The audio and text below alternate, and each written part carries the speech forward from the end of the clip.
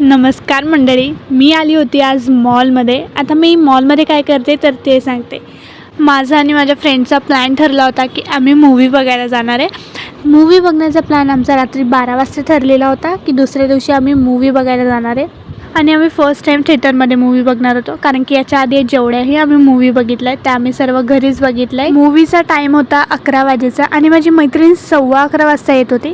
मूव्हीला चालू होऊन 5-10 मिनिट झालेले होते, म्हणजे पहिला जो सीन होता थोडाफार तो निघून गेलेला होता. आणि एवढ्या सकाळी सकाळी आम्ही आलेलो होतो की मॉलमध्ये काहीच गर्दी नव्हती. आता सांगते की आम्ही कोणता मूव्ही बघायला आलाय.